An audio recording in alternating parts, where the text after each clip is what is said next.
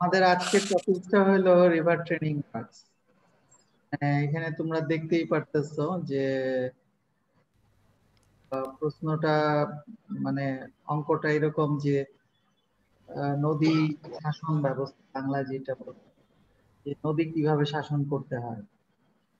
নদী শাসন বলতে বোঝাচ্ছে নদীর দিক নির্দেশনা কন্ট্রোল করা। নদী তো প্রচুর শক্তি নিয়ে পানি নিয়ে প্রবাহিত হয় এবং যেদিকে মাটি একটু নরম হয় সেদিকেই মুভ করে আর কি। আলটিমেটলি দিক পরিবর্তন না স্যার, দিক পরিবর্তন। হ্যাঁ, দিক পরিবর্তন মানে আবার গভীরতা বৃদ্ধি পায়, কমায়, সেডিমেন্টেশন সবই করে থাকে।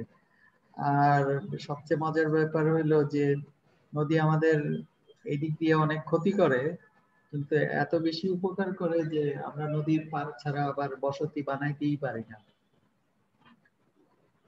কারণ যেখানে নদী মানে ফ্রেশ ওয়াটার মানে স্যালাইন ওয়াটার না, সেখানেই দেখবা যে একটা নগরী গড়ে উঠছে।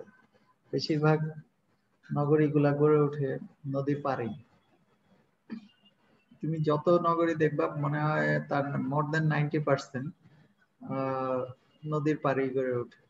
আর নদীর পাড়ে যেহেতু গড়ে ওঠে সেহেতু আমাদেরকে নদীর এই পার থেকে ওই পারে চলাচল করতে হয়। আগের দিনে একটা ব্রিজ বানানো অনেক কঠিন ছিল, সুতরাং নৌকা দিয়েই চলাচল করতো। এখনকার দিনে আমাদেরকে ব্রিজ বানাইতে হবে। ব্রিজ কনস্ট্রাকশন করতে হলে ব্রিজটা কোথায় হবে, দিক পরিবর্তন হবে কিনা, এগুলা সব কনসিডার করতে হয়। তো যদি ভবিষ্যতে দিক পরিবর্তন হয় তাহলে আমরা যাতে পরিবর্তন না হয়, নদীর দিকটা যাতে ঠিক থাকে, সেটা আমরা কিভাবে কন্ট্রোল করব, সেটাই আমাদের আলোচনার বিষয়।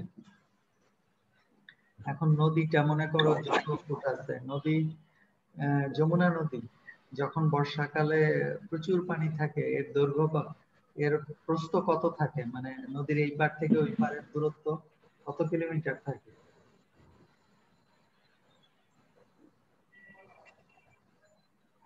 কি বলতে পারো না? জি স্যার, কোনটা স্যার?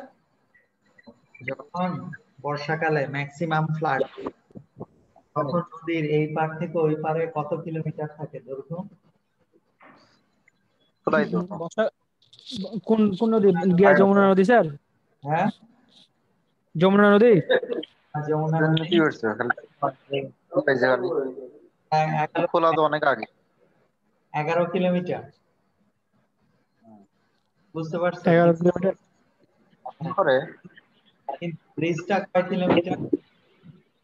খোলা যে আজকে পরে বঙ্গবন্ধু সেতুটা হইছে, যে 5 টাকার এই কয়েন, রায়হান হ্যাঁ দিয়ে দিই। স্যার আপনার কথাগুলো ডিস্টার্ব করতেছে স্যার। হ্যাঁ, নষ্ট আপনার কথাগুলো ডিস্টার্ব করতেছে স্যার। কথা বলতেছে কে? এখানে মিউট মিউট করে রাখেন স্যার ওনাকে।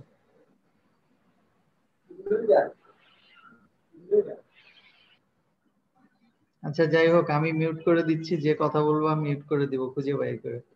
এনিওয়ে, যমুনা নদীটা 11 কিলোমিটারের উপরে, কিন্তু ব্রিজটা কয় কিলোমিটার দৈর্ঘ্য? 5.4 কিলোমিটার, মানে 5 কিলোমিটারের একটু বেশি। এখন নদীর দৈর্ঘ্য হলো 11 কিলোমিটার, কিন্তু ব্রিজের দৈর্ঘ্য 5 কিলোমিটার হলো কেমনে? 5.4 কিলোমিটার হলো কেমনে? কারণ আমরা যদি 11 কিলোমিটার ব্রিজ বানাতে যাই, অনেক খরচ বেশি পড়ে যাবে অতিরিক্ত সেই। আর যদি ছোট করি তাহলে খরচ কমে যাবে, কিন্তু অতিরিক্ত যদি ছোট করি তাহলে হবে কি, বন্যার সময় যে পানি হবে সেটা বাধাপ্রাপ্ত হবে। এই জন্য ব্রিজটা একটা অপটিমাম উইডথ আমাদেরকে বের করতে হবে, এবং সেইটা বের করে এমন একটা পর্যায়ে রাখতে হবে যাতে নদীর ফ্লোটা এদিক দিয়েই হয়, অন্যদিকে যাতে ঘুরে না যায়। তোমরা অনেক জায়গায় খেয়াল করে দেখবা যে ব্রিজ টিজ বানাইছে, পরে যা দেখা গেছে ওখানে কোনো নদীই নেই, তার মানে কি নদী সরে গেছে। দেখছো এরকম? হ্যাঁ, Hardinge bridge sir, Hardinge bridge. না না, দেখছি স্যার। দেখো না গ্রামে গঞ্জে অনেক জায়গায় দেখো না গ্রামে গঞ্জে স্যার এগুলো হয় কি স্যার, আপনার ওই যখন ব্রিজটা তৈরি করা হয় ব্রিজের এরিয়াটা কম হয়, ওই কারণে স্যার ওই মাটিগুলো সরু সরু জায়গা। হ্যাঁ, মানে নদীর দিক অন্যদিকে চলে গেছে। জি স্যার, জি স্যার। আমরা নদীর দিকটাকেও কন্ট্রোল করে রাখবো যাতে অন্যদিকে না চলে যায়। এই জন্য আমাদেরকে এটাকেই বলে রিভার ট্রেডিং ওয়ার্কস, যে নদীটা যাতে দিক পরিবর্তন না করে। কারণ দিক পরিবর্তন করলে এত লাখ লাখ কোটি কোটি টাকা খরচ করে ব্রিজ বানাইছো, এখন ব্রিজের কোনো অস্তিত্ব নেই। সরি, ব্রিজ বানাইছো, ব্রিজের কোনো দরকার নেই। নিচ দিয়ে এখন পানি, নদী নেই, নদী আরেক দিক দিয়ে চলে গেছে। তো এই জন্য আমাদেরকে রিভারটাকেও কন্ট্রোল করতে হবে যাতে আমাদের সমস্যা না হয়। এখন আমরা একটু অঙ্কটা দেখি যে এইটা করতে হলে আমাদের কি করতে হবে। আমি একে একে তোমাদেরকে এক্সপ্লেইন করব, আর তোমরা কাগজ কলম খাতা কলম নিয়ে বসে যাও, লেখা শুরু করো। Hand assignment example 8.1। এখানে দেখো, the following hydraulic data pertains to a bridge side of a river। মানে এইসব নিজের যার ডাটাগুলো আছে হাইড্রোলিক ডাটা, সেগুলার নদীর পাশে যে ডাটাগুলো আছে সেগুলাই আমাদের দেওয়া আছে। এখানে হলো ম্যাক্সিমাম ডিসচার্জ। ম্যাক্সিমাম ডিসচার্জ আসলে ওই যে আমরা হাইড্রোলজিতে পড়ছি, মনে আছে, 50 বছরের রিটার্ন পিরিয়ড, 100 বছরের রিটার্ন পিরিয়ড, 200 বছরের রিটার্ন পিরিয়ড। আসলে ওইটা হওয়া উচিত, কিন্তু এখানে লিখছে ম্যাক্সিমাম ডিসচার্জ। আচ্ছা, নো প্রবলেম, যে আমরা ধরেই নিলাম এটা ম্যাক্সিমাম ডিসচার্জ 6000 কিউমেক। আমরা হাইড্রোলজিতে পড়লাম যে ডিসচার্জ মেজার করা অনেক কঠিন, কিন্তু ডিসচার্জ মেজার করে কোত্থেকে মনে আছে কি? রেটিং কার্ভ অথবা স্টেজ ডিসচার্জ কার্ভ থেকে। আমি একটু পুরানো আলাপ করলাম। যাই হোক, এখন সেই ডিসচার্জের আবার হাইয়েস্ট ফ্লাড লেভেল হইল সমুদ্র সমতল থেকে 104 মিটার, আর রিভারের বেড লেভেল হইল 100 মিটার। তার মানে কি, নদীর পানির উচ্চতা কত? ম্যাক্সিমাম উচ্চতা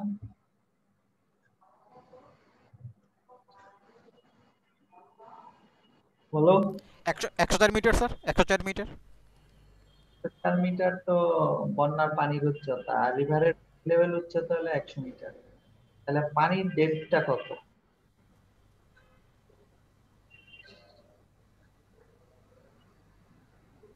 4 মিটার। 4 metre sir. হ্যাঁ, 4 মিটার। বলতে পারতেছ না, প্রায় মানে 15 ফিট। মানে পানির ডেপথটা হচ্ছে প্রায় 15 ফিট। এখন এভারেজ ডায়ামিটার উপর bed material, average diameter of river bed material 0.1 millimetre. মানে এখানে যে ওই সেডিমেন্ট কণাগুলো থাকে, বালুর কণাগুলো থাকে, সেইটার দৈর্ঘ্য হলো কত? 0.1। দৈর্ঘ্য না, ডায়ামিটার হলো 0.1 মিলিমিটার। এটা অবশ্য কাজে লাগবে, কি কাজে লাগবে সেটা আমরা বলবো। স্যার এটা কি অ্যাসাইনমেন্ট, মানে যে 8.1 এটা, বুঝি নাই। মানে কি এটা কি অ্যাসাইনমেন্ট করে দিতে হবে নাকি স্যার? হ্যাঁ, অ্যাসাইনমেন্ট। মানে আমাদের এখন লিখতে হবে সাথে সাথে? হ্যাঁ, লিখলে তো মুখস্থ হয়ে গেল, তুমি অঙ্কটা বুঝেও ফেললা, করে এই জন্য লিখবা, লিখে অঙ্কটা করতে হবে। মানে এত বলতে বলো। এখন দিতে হবে না টারজান ভাই, পরে দিতে হবে আর কি। অ্যাসাইনমেন্টটা জমা দিতে হবে, হাতে লিখে রাখুন, অসুবিধা কি? তোমরা এইখানে ক্লাস করতেছো, ক্লাসের মধ্যেই তোমার অ্যাসাইনমেন্ট হয়ে গেল, আর তো তোমার পরিশ্রম করতে হলো না। কারণ পরে আবার সময় পাবে কই? পরের সময় হলো মুখস্থ করা, বুঝিয়া পড়া। আচ্ছা, যাই হোক, এখন বলছে design and sketch bell bunds including launching apron to train the river. যে শাসন, মানে ট্রেন মানে নদীকে শাসন করার একটা লঞ্চিং অ্যাপ্রন। আমরা এটা বুঝবো যে লঞ্চিং অ্যাপ্রনটা কি।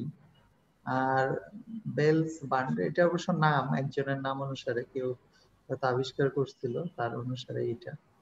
assume plentiful availability of boulder near the site। অবশ্যই এগুলা বুঝতে হবে যে এগুলা নদী শাসন করতে হইলে কি কি ম্যাটেরিয়ালস নদীর পাড়ে থাকে সেটাও কনসিডারের বিষয়। যদি পর্যাপ্ত পাথর সেখানে না থাকে তাহলে পাথর দূর থেকে আনতে হয়, দূর থেকে আনলে কস্ট বেশি পড়ে যায়, তখন ইট বা সিমেন্টের ব্লক দিয়ে বানানো হয়, এগুলা এক্সপেন্সিভ আর কি। যাই হোক, তা এখন নদীটার ডিসচার্জ হলো 6000 কিউমেক্স মানে কিউবিক মিটার পার সেকেন্ড, আর নদীর পানির উচ্চতা হলো 104 মিটার, আর রিভারের বেড লেভেল হচ্ছে 100 মিটার, দুইটাই সমুদ্র সমতল থেকে, অর্থাৎ পানির ডেপথ হচ্ছে মাত্র 4 মিটার, আর diameter of the river bed material 0.1 millimetre. তোমরা লিখতেও থাকো, অঙ্কটা করতেও থাকো। আমি তো খুব স্লোলি বলতেছি, জন্য আমার মনে হয় দুইটা একসঙ্গেই করতে পারো। তারপর লেখো solution. The waterway between two guidelines planned as per figure 8.3 be evaluated as follows. এই লাইনটা লেখো, তারপর লেখো Lassie's Regine waterway is equal to clear waterway.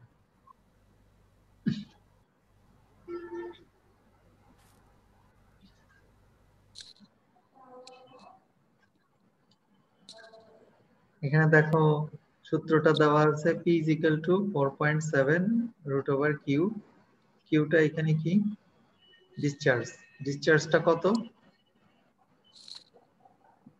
6000 cumec, এখন এটা বললে 368, এখানে বলছে ফিগার 8.3, ফিগার 8.13, আমরা একটু ফিগারটা দেখি।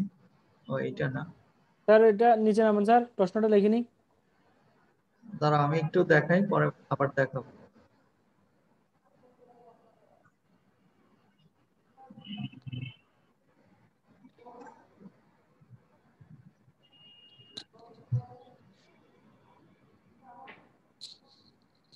এই যে আমরা যে ডিজাইনটা করব, মানে এই অঙ্কটা করব, এটার ব্যাকগ্রাউন্ডে আমরা কিভাবে ইকুয়েশন গুলা সেট করব সেখানে এখানে ইতিহাস দেওয়া আছে। এটা হলো নদীর, এখানে নদীর শাসন করছে কিভাবে সে দেওয়া আছে, ফ্লো আছে অবশ্যই এখানে এই দিক থেকে ওই দিকে, কিন্তু বেশিরভাগ ক্ষেত্রে এরকম উল্টা হয়, এটা উল্টা দেওয়া আছে। যাই হোক, কোনো সমস্যা না। এখন এই যে এখানে বি সেকশন, এখানে বি সেকশন আর এখানে এ সেকশন, এটা হলো এ সেকশন, দ্য ক্রস সেকশন এ, আর এটার ক্রস সেকশন বিবি এইটা, আর এইখান দিয়ে ধরো একটা ব্রিজ আছে, এই যে এই পাশ দিয়ে এটা ব্রিজ, আর এইটা হলো রিভারের ফ্লো, এটা আপ স্ট্রিম থেকে এটা ডাউন স্ট্রিম। এই ব্রিজটাকে প্রোটেকশন দেওয়ার জন্য আর আমরা এই স্ট্রাকচারটা বানাবো। এখন রিভারটা হলো এটা পার্মানেন্ট রিভার ব্যাংক, এটা এটাও আমরা বললাম না যে 11 কিলোমিটার নদী ছিল, এখন এটা শর্ট করে কত করা হয়েছে 5.4 কিলোমিটার, এবং এইটা যে 5.4 কিলোমিটার করা হয়েছে এইটা ডিপেন্ড করে আবার ডিসচার্জের উপর, এই যে ম্যাক্সিমাম ডিসচার্জ কত সেটার উপর, এই সেইটার আলোকেই এটা বানানো হবে, এইটা বলা হয়েছে। তারপরে আরেকটা টার্ম তোমাদের এখানে শিখাই, এটা হলো অ্যাফ্লাক্স। যদি নদী প্রবাহিত হইতে থাকে তার নিয়মে সেটার একটা নদীর পানির একটা উচ্চতা আছে, কিন্তু তুমি যদি এখানে একটা ব্রিজ বানাও বা কোনো হাইড্রোলিক স্ট্রাকচার বানাও তাহলে ওইটা একটু বাধা পায়, বাধা পায় নদীর যে একটা পানির লেভেলের উচ্চতা বেড়ে যায়, এই বেড়ে যাওয়াটাকেই বলে অ্যাফ্লাক্স।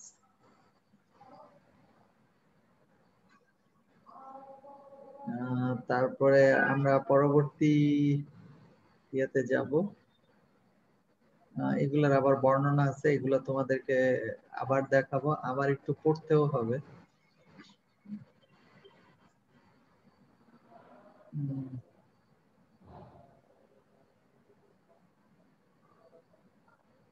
ঠিক আছে, আমরা এখন অঙ্কতে চলে যাই। এখন যে যে লেখো নাই আবার লেখা শুরু করো।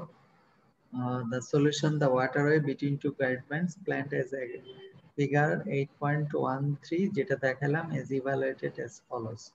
এখানে কি বলছে, Lassie's Regine waterway is equal to clear waterway, P is equal to 4.7, এটা হলো সূত্র, to the power cube 4.75 to the power root over 6,368 metre. এখন বলছে যে এটা হলো নদীর দৈর্ঘ্য হবে, যদি 6,000 কিউমেক হয় নদীর দৈর্ঘ্য এত হবে, আর যদি 1,00,000 কিউমেক হয় তাহলে আরো বেশি হবে। এখন যমুনা নদীর পানি কত? প্রায় 60-70 হাজার কিউমেক, বন্যায় 60-70 হাজার কিউমেক থাকে। স্যার 4.75 টা কি স্যার? এটা কনস্ট্যান্ট একটা সূত্রের অংশ। আচ্ছা, এখন যমুনা নদীর ইয়া হইলো প্রায় 70,000, মোস্ট প্রবাবলি ম্যাক্সিমাম ডিসচার্জ। 70,000 হইলে দেখো তো পি এর ভ্যালুটা কত আসে? আছে ক্যালকুলেটর? কতর জন্য স্যার 70,000? হ্যাঁ,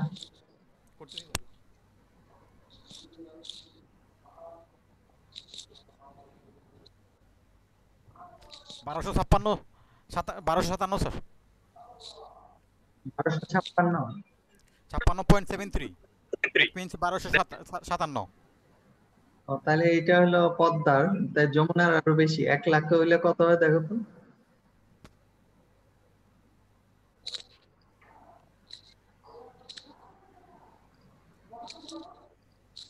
1502। 1502 4.75 দিয়ে গুণ দিছো? জি স্যার, হ্যাঁ, জি স্যার, 4.75 ইন্টু রুট ওভার 1,00,000, কত হচ্ছে? 1502। 1502, তার মানে কি 1.5 কিলোমিটার? নদী তো হলো 5 কিলোমিটার, এটা কি হইলো না? তাহলে ওই যে 200 ইয়াটা নিচ্ছে আর কি, 200 মানে 200 বছর বন্যাটা নিচ্ছে, তাহলে আরো বেশি হবে। 2 লাখ স্যার, 2 লাখ ধরছে। allowable 20% extra of piers।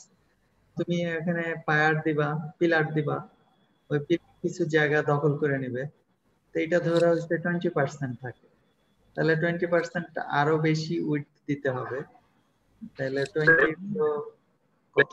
440, লেন্থটা হলো 440।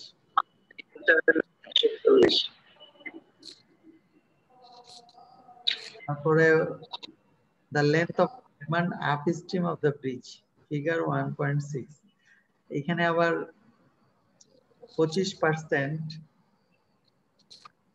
মানে এই ফিগার অনুসারে 25% আপস্ট্রিম এ ব্রিজটা থাকবে, সেটা বলা হয়েছে। আমরা দেখবো যে 25% কোন জায়গায়। আর লেন্থ অফ গাইডমান ডাউনস্ট্রিম ব্রিজ, মানে এই ডাউনস্ট্রিমটা হলো 110 মিটার।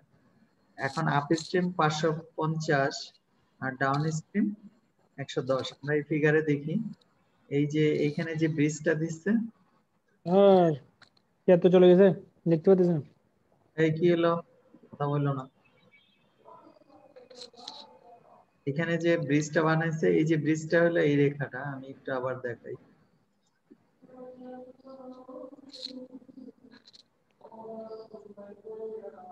এটা হলো ব্রিজ, ব্রিজের এই আপ স্ট্রিমে এটা হলো 550 মিটার আর ডাউন স্ট্রিমে হলো 110 মিটার।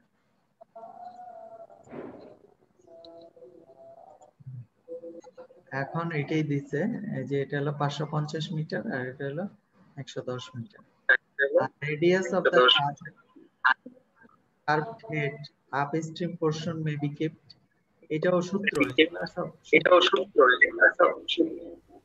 স্যার 1.22 কি কনস্ট্যান্ট স্যার? হ্যাঁ 1.2 constant. Radius of the curve head may be kept, মানে এগুলা হলো অনেক পরীক্ষা নিরীক্ষা করার পর, গবেষণা করার পর এই ভ্যালু আসছে, দেখছে যে অ্যারাউন্ড এই ফিগার নিলে সমস্যা হয় না ইঞ্জিনিয়ারিং এ, তখন তারা এগুলা অ্যাকসেপ্ট করে নিচ্ছে। Then radius of the curve head must be kept 0.5 into L, এটা হলো 194 মিটার। এখন এইটা কোনটা 194 মিটার? এই যে দেখো আর লেখা আছে, আমি এটা দেখাই তোমাদের। আর তোমরা কিন্তু এই সুযোগে লিখতে থাকো, আমি স্লো পড়াচ্ছি। এই যে আর ইজ ইকুয়াল টু এটা 194 মিটার। স্যার একটু নিচে নামান না স্যার, একটু নিচে নামালে তাই লিখতে পারো। ঠিক আছে, আরেকটু, না স্যার আরেকটু।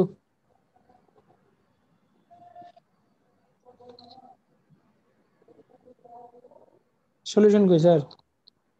হ্যাঁ আরেকটু নিচে, আরেকটু নিচে নামাতে হবে স্যার। হ্যাঁ ঠিক আছে স্যার।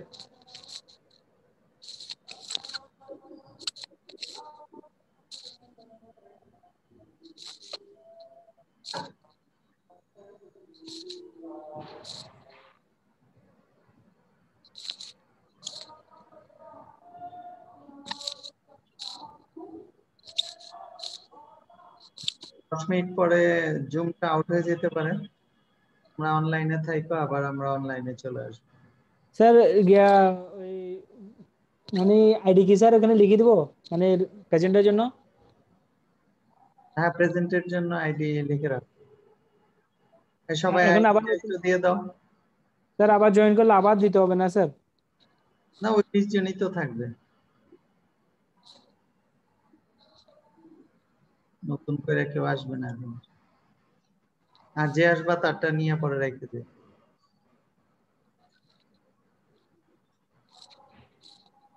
আচ্ছা, তাহলে এইটা রাখছো, মেবি কেটে এত 194 মিটার। স্যার হ্যান্ডসটা এল ধরছি আমরা 440 মিটার, এটা কি ধরে নিছি না 440 মিটার লেংথ? 440 মিটার এল, এই যে এইটা ধরে নিছে কি 20% এক্সট্রা করে, ওইটাই, ওই 440 মিটার। আচ্ছা হয়তো রাউন্ড ফিগার ধরে নিছে আর কি। এখন দেখো শেষে লেখা আছে the upstream in the guide band may therefore be curved 130 degree between 120 to 145। এই এত ডিগ্রির মধ্যে থাকলেই চলবে। এই যে এই কার্ভটা দেওয়া হয়েছে,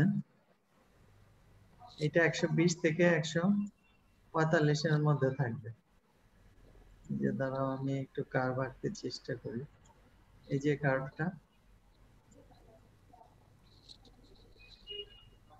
এটা কত ডিগ্রি? 130 ডিগ্রি। বলা আছে যে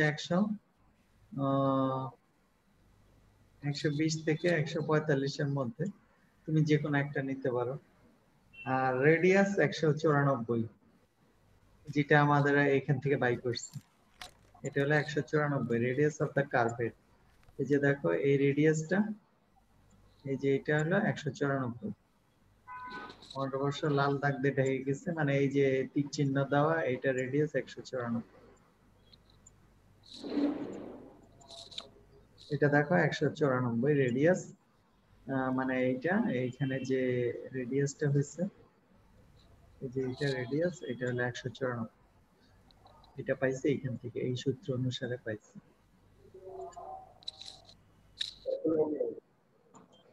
এখন এই দুই পাশে 130 আর এই পাশের অ্যাঙ্গেলটা হলো 60। স্যার একটু নিচে নামান স্যার। স্যার একটু উপরে তুলেন স্যার, আর একটু। হয়েছে? এখন এই ফিগারটা একটু আঁকো। না স্যার উপরে, উপরে স্যার উপরে লেখা লিখি না তো স্যার, আরো আরো লাগবে স্যার। এত সময় লাগলে কেমন হবে? আচ্ছা, স্যার আর একটু স্যার। সলিউশন হ্যাঁ করছেন? স্যার ঠিক আছে। হ্যাঁ সলিউশন নিচে থেকে স্যার।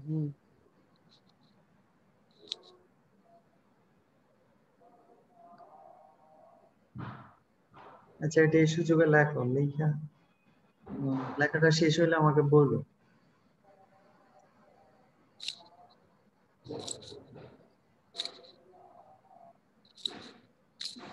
স্যার ফিগারটা দেখা যাচ্ছে না, ওটা একটু উপরে তুলে দেন।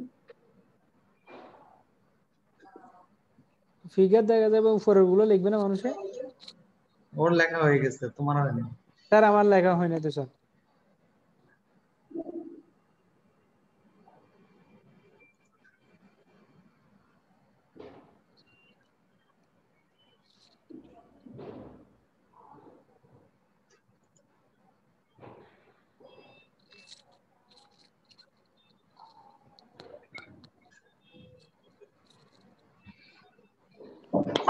স্যার উপরে তোলেন স্যার, দেখতে পাচ্ছেন না তো স্যার?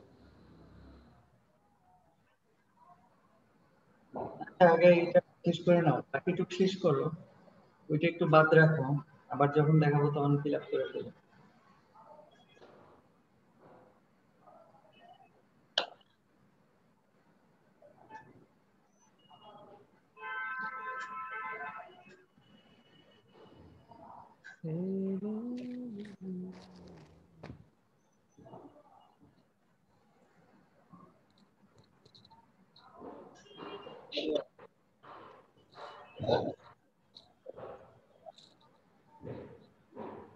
আচ্ছা, ছবিটা আঁকানো হয়েছে, ফিগারটা?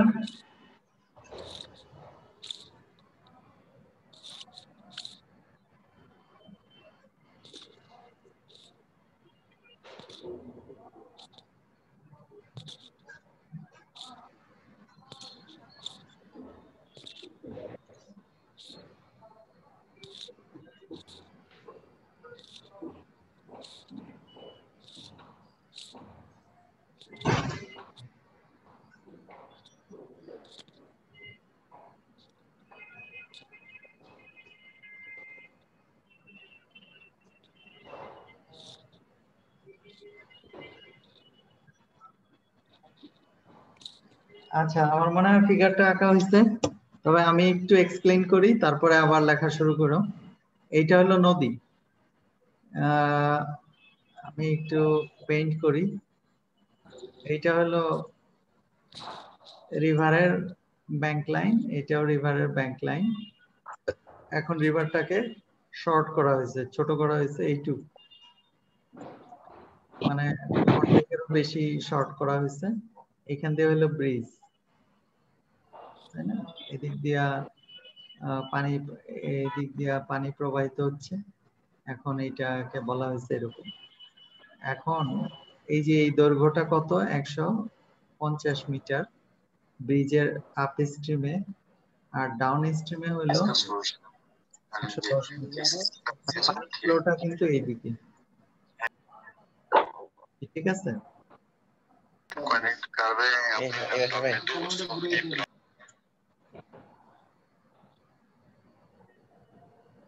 আমার মনে হয় সবাই বুঝতে পারছো। আমি এখন দ্বিতীয় পার্টটা তোমাদের বুঝাই। এখানে দেখো, এখানে দেখো, লেখো, হ্যাঁ ওই লেখা আছে। তারপরে ভাবি তো নাইট ডিউটি করে ঘুষে, আমি অফিসে চলে যাবো।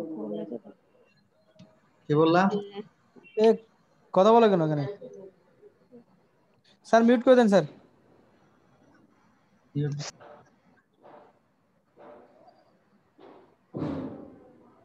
এখানে দেখো ক্রস সেকশন অফ দ্য গাইডম্যানস। স্যার আর সরি সরি স্যার, আমি খেয়াল করিনি, সাফ করে গেছি। HFL at bridge site. এই এইচএফএলটা মানে কি? Highest flood level of the bridge site, মানে এই ব্রিজের কাছে বন্যার পানির উচ্চতা হলো 104 মিটার। কোশ্চেনটা নিশ্চয়ই মনে আছে, বারবার জিজ্ঞাসা করছিলাম। 104 মিটার হলো পানির উচ্চতা, অবশ্যই কোত্থেকে? সমুদ্র সমতল থেকে। Assuming freeboard 1.5 metre. মানে তুমি যা কিছু বানাবা, নদীর উপরে একটা ব্রিজ বা যা কিছু রাস্তা বানাও, এইটা একটা ফ্রিবোর্ড, মানে অতিরিক্ত স্পেস ধরে রাখা হয়। এগুলোও অনেক হিসাব টিসাব আছে, হিসাবের উপরে দেখা গেছে 1.5 মিটার ধরলেই আনা। And nil value of afflux. অ্যাফ্লাক্সটা তোমাদেরকে বুঝাইছিলাম, আবার হয়তো ভুলে গেছো, তারপরেও আবার বুঝাই। অ্যাফ্লাক্স জিনিসটা হলো কি? এই যে নদীটা প্রবাহিত হচ্ছে যখন ব্রিজ নেই, ব্রিজ যখন দিবা আর এই ইনফ্রাস্ট্রাকচার যখন বানাবা, তখন এই যে নদীর পানি যে প্রবাহিত হচ্ছে, আগে যে লেভেল থেকে ওয়াটার লেভেল প্রবাহিত হইতো, এখন ওয়াটার লেভেলটা বেড়ে যাবে। কিন্তু এখানে এই বেড়ে যাওয়াটা কনসিডার করে নাই। এটাকে বলছে নীল ইনফ্লাক্স, মানে জিরো, জিরো ধরে নিচ্ছে, ইগনোরিং ভেলোসিটি হেড। ও আরেকটা আছে, এখানে যাওয়ার পর আমরা নিশ্চয়ই ওপেন চ্যানেলে পড়ছি, এখান থেকে যখন পানি আসতেছে তখন এই জায়গায় একটা ভেলোসিটি বেড়ে গেছে। এই যে হেডের জন্য একটা ফ্রিকশন লস হয়েছে, পানির উচ্চতা বেড়ে গেছে, সেটাও এখানে ইগনোর করা হয়েছে। কিন্তু আমরা যখন জেনুইনলি হিসাব করব তখন এটা করব। এখন ম্যাথমেটিক্যাল সুবিধার জন্য যেহেতু আমরা প্রিলিমিনারি শিখতেছি সেহেতু আমরা বেশি বিবেচনা করব। তারপরে লেখছে we have top level of guide মান, তাহলে কত হইলো 104 প্লাস এই ফ্রিবোর্ডটা 1.5 মিটার 105.4 মিটার 5.5 মিটার। আর তারপর লেখছে কি to be more safe and making allowance of future settlement. অনেক সময় এত হাইড্রোলিক স্ট্রাকচার বানাইলে সেটা কিছুটা পানির নিচে চলে যায়, বুঝতে পারছো? মানে একটু দেবে যায়, যেমন ধরো তুমি কয়েকতলা বিল্ডিং বানাও, অনেক বিল্ডিং খেয়াল করবা যে এগুলা দেবে গেছে,